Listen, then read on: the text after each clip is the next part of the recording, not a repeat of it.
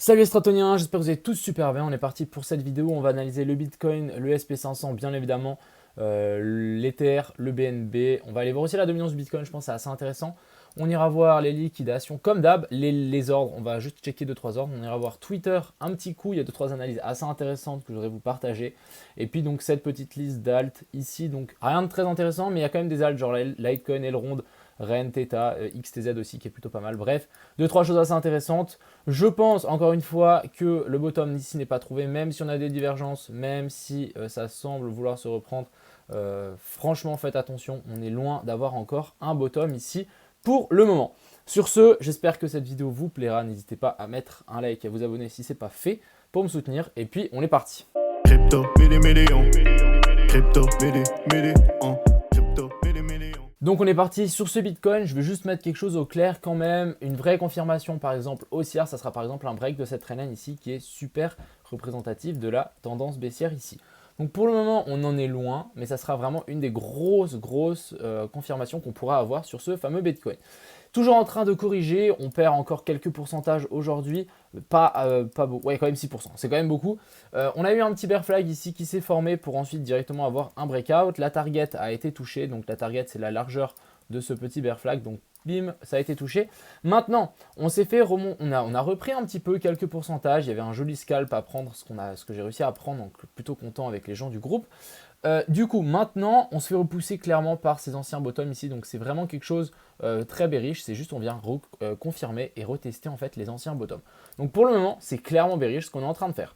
Après, il y a beaucoup de gens qui, j'ai vu sur Twitter, beaucoup de gens qui commencent à parler ici de potentielles divergences. Donc, ici, ça descend et ici, ça monte. Oui, on en a clairement, mais elles sont de loin pas confirmées. Et c'est pas forcément quelque chose que pour le moment, on peut largement prendre en compte. Il faudra vraiment, je pense, une divergence en daily.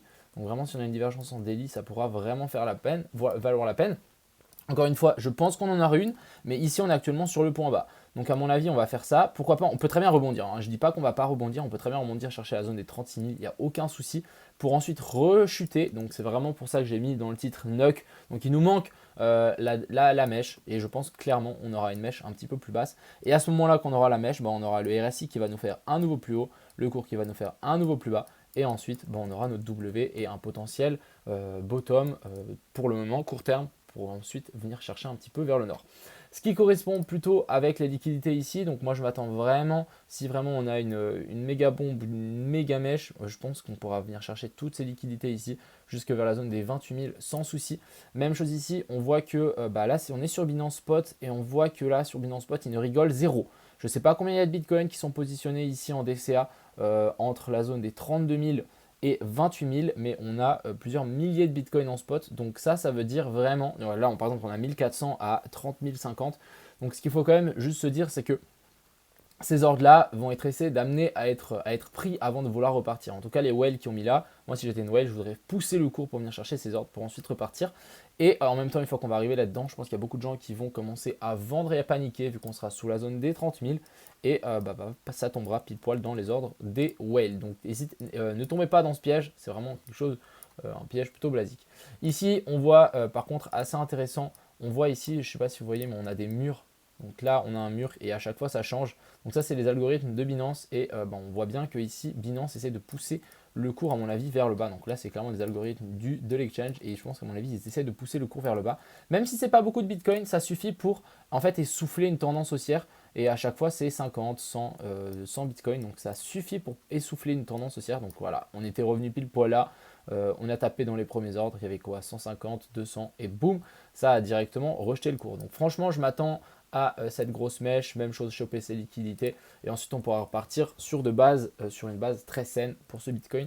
Et encore une fois, on n'a pas envie, surtout pas une stabilisation sous la zone des 30 000, même voire 31 000. Je pense que ça sera vraiment quelque chose de plutôt moche pour ce BTC. Allons voir ce SP500 ici qui nous traverse, mon Dieu, il nous traverse la zone de support ici extrême. Donc franchement incroyable. Je pense que la prochaine zone, ça sera là. Bref, on a 2-3 supports quand même. Mais là, ça commence vraiment à... là, il y a clairement un couteau qui tombe. Alors, on est à moins... Juste quand même, on va voir. Moins 12% pour le moment pour ce SP500. Et ça n'a pas l'air du tout de se relever pour le moment. On n'a pas de stabilisation. On n'a rien du tout. Donc, méfiez-vous de ce SP500. C'est encore lui qui nous tire ce Bitcoin vers le bas. Donc là, on est en train de casser ce plus bas ici. Attention les ballons, mais ça commence à clairement sentir mauvais ici pour ce petit SP500. D'ailleurs, ouais, bon bah, l'indice du dollar, bah, il a pumpé bien évidemment. Vu que bah, ils sont en train de baisser l'inflation, le tapering, etc. Bah, c'est clair que là, ça veut pumper. Donc actuellement, on a cassé en fait cette zone de résistance. Donc plutôt mauvais signe pour ce Bitcoin, mais à voir si on casse. Mais je pense qu'en fait, on pourra largement continuer à monter. Vraiment. Voilà, tant qu'on cassait pas ici, c'était plutôt baissier, on a cassé, donc maintenant ça repasse plutôt haussier. Et ici, je vois plutôt un espèce de triangle avec une déviation ici, et maintenant on break par le nord. Et ça devrait continuer, donc pas ouf pour ce Bitcoin pour le moment. Tout nous montre que ça veut s'enfoncer. Et on va juste checker un petit peu l'or quand même. Donc ici, l'or, on a vraiment dans une pattern plutôt bullish. Ici, gros triangle de compression. On va avoir sans doute un breakout vers le nord. Et on aura une target ici à 2230 l'once d'or. Juste checker encore sur Twitter plutôt des choses assez intéressantes. Donc là, il a retourné la charte du Bitcoin. On serait pourquoi pas. Voilà, c'est le genre de bottom qu'on a envie d'avoir. Un gros W, etc. Et que ça soit bien pointu avec des belles mèches, etc. Donc voilà, on est plutôt dans la même chose. C'est assez marrant, je trouve. On a ici cette analyse ici, donc revenir dans cette rectangle vert qui serait ici, donc c'est le market maker profile. Donc tac, on revient dans cette zone verte. Donc pourquoi pas. Oups. C'est pas ça que je voulais faire, mais voilà, pourquoi pas revenir chercher dans cette zone verte, donc il y a bien la zone des 28 000. On a aussi ici une autre petite analyse, donc actuellement, là on était à 48 000, mais on est descendu clairement beaucoup plus bas, donc ça collait pas, hein, vu qu'on est cherché beaucoup plus bas. Je voulais quand même vous montrer que c'est pas parce qu'on a des analyses de personnes influentes, même de moi, je sais pas, peu importe sur Twitter, sur YouTube, etc., que ça voudra dire que ça va pumper, hein. Je vais vous montrer par exemple, j'ai fait plus ou moins la même chose sur XTZ, juste vous montrer, on ira voir la charte après. Voilà, on a une théorie, on a un cours qui rentre dans la théorie, mais c'est pas pour autant que ça fonctionne. Je rappelle que le trading, c'est quand même quelque chose de super indépendant de beaucoup de choses, et c'est pas parce qu'on a une charte qui nous dit que ça va monter, une analyse qui nous dit que ça va monter, que ça va forcément monter. Donc là, on a cassé le petit support de ce petit W. Et du coup, l'Ether continue à descendre. Personnellement, je ne touche pas l'Ether tant qu'on ne revient pas ici vers la zone des 1800, 1750. Venir chercher vraiment ces bottoms. On a une belle zone, je vous avais déjà montré, mais là, on va juste patienter que ça descende tranquillement. Le BNB, pareil, on va vraiment attendre la zone des 300 pour pouvoir toucher quelque chose. Donc, encore une fois, ma stratégie actuellement, là, par exemple, cet après-midi, on a pris un petit long en scalp. Donc, il a très bien passé, ça s'est très bien passé. Même sur Atom, c'était nickel. Mais voilà, moi, actuellement, je vais chercher vraiment des courts mouvements, plus du scalping, même dans mes lives. Donc, je rappelle, je serai en live à partir de 20h ce soir. Plutôt chercher du scalping, etc. Parce que actuellement, le bottom n'est pas encore là. Donc, les positions plutôt moyen-long terme à éviter clairement. Allons voir quand même la dominance du Bitcoin ici qui continue à monter. Ça ne m'étonne pas. Hâte de voir comment on va réagir sur cette petite trendline ici vers la zone des 40 et 45-46%. Passons sur nos AL. Donc on a le AAV. Je vais quand même vous montrer 2-3 petites zones assez intéressantes. Le AAV, il est en train de casser ici son petit triangle. Donc même son biseau comme vous voulez. Je pense que j'avais tiré ça en logarithmique. Je pense que ça doit coller plus. Ouais, voilà, en logarithmique, ça collait un petit peu plus. Pourquoi pas venir chercher? Moi, je serais assez intéressé par le AAV, mais une fois qu'on arrive vers la zone des 100 $, ici, c'était vraiment une belle zone psychologique. On avait rebondi 2 fois et ensuite on avait fait support dessus. Donc, j'attends vraiment cette zone. Sinon, on va patienter. Le Chili's, même chose qui serait intéressant, c'est de le voir vers la zone des 11 centimes. Si vraiment ça lâche encore, on pourrait largement venir chercher la zone des 5 centimes. Je ne pensais jamais dire ça un jour. On a ici, du coup, on avait ce fameux aileron, hein. Je rappelle qu'on avait ce joli petit biseau ici qui n'avait pas eu de cassure, donc on va pouvoir enlever ça. Cassure vers le bas, boum. On est actuellement sur des belles zones de support. Encore une fois, je pense que le Bitcoin n'a pas trouvé son bottom, donc ça, il faut quand même prendre avec des pincettes. Je pense que voilà, tout vers cette zone, donc entre la zone des 80 et la zone des 100 pour être une belle zone à faire du DCA. Voire même si ça lâche, pourquoi pas venir chercher la zone des 60, mais bon. En tout cas, en voyant la charte comme ça, c'est quand même plutôt violent ici, ce petit aileron. Et j'espère qu'on trouvera en fait une zone de support dans cette zone-là pour ensuite essayer de vouloir repartir vers le nord et nous faire, pourquoi pas, quelque chose d'élargissement pour ensuite venir chercher le haut ici. Le Litecoin, alors lui, il continue à descendre. Il n'y a pas encore trouvé de support. On est prêt, on est passé sous la zone des 100, hein, juste pour vous dire, on est passé sous la zone de 100. On a une petite zone de support par là autour, donc sur ces anciens petits tops. Donc vers la zone des 80, et je pense que si ça lâche, on pourra largement, donc ouais, bref, je ne sais pas si c'est une bonne nouvelle, mais voilà, on peut descendre vers la zone des 67 pour un LTC. Bref, si on descend là, si j'ai encore de l'argent, peut être assez une belle zone pour dire qu'on était acheteur un petit peu plus haut. C'est dommage. C'est dommage que le SP500 se pète autant la gueule. On a ici le Luna, donc lui il a bien descendu, on a confirmé cette épaule tête-épaule. Maintenant on s'est bien fait repousser par cet ancien bottom ici. Donc actuellement moi je viserai bien plus bas. On a fait support sur cette zone horizontale ici, donc je pense que venir la retester ça ne sera pas mauvais. Et après bien évidemment il faudra qu'on continue à chuter vers le bas pour ce petit Luna. Et personnellement, pourquoi pas chercher la zone des 36 $ ici. On a le Rennes, juste vous montrer la charte parce que c'est insane. On a complètement retracé le dernier mouvement haussier. Donc vraiment, tous les derniers mouvements haussiers ici, on a vraiment retracé. Et on est sur un support extrême ici en weekly. Donc je pense qu'on peut largement, donc si on a la mèche du Bitcoin, petite aventure ici en dessous du support, faire flipper vraiment tout le monde. Et ensuite, on repartirait. Ce qu'il faut vous dire, c'est qu'on passe là-dessous.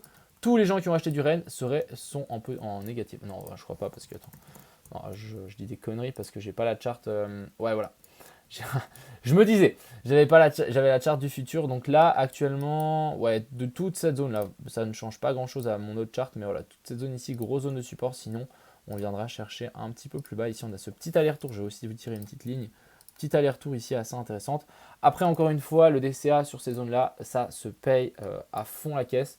Après, encore une fois, il faut avoir un mental d'acier et puis et encore de l'argent, bien évidemment. Ici, pour moi, le θ1, je pense qu'on peut descendre encore un petit peu vers la zone des 1.7, s'appuyer là-dessus, et puis après, on espéra avoir un rebond.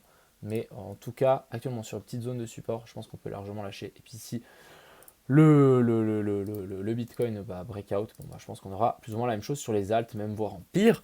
Et ici, petite pattern d'élargissement, donc je trouvais ça assez intéressant. On arrive sur ce point 7. Je ne dis pas que ici c'est un bon point d'achat, étant donné que c'est qu'une théorie, encore une fois, mais je dis que ça peut largement se faire. Et encore une fois, c'est pas parce qu'on est en train de casser pour le moment, c'est qu'on a cassé. On est en weekly, donc ça va clôturer dans 6 jours, il peut se passer beaucoup de choses. On peut descendre bien plus bas pour ensuite réintégrer. Bref, on voit ici qu'on a eu des grosses mèches à chaque fois. Donc maintenant, ce qu'on veut, c'est une clôture en weekly au-dessus de cette trendline. Et là, ça pourra vraiment être un bon signal haussier.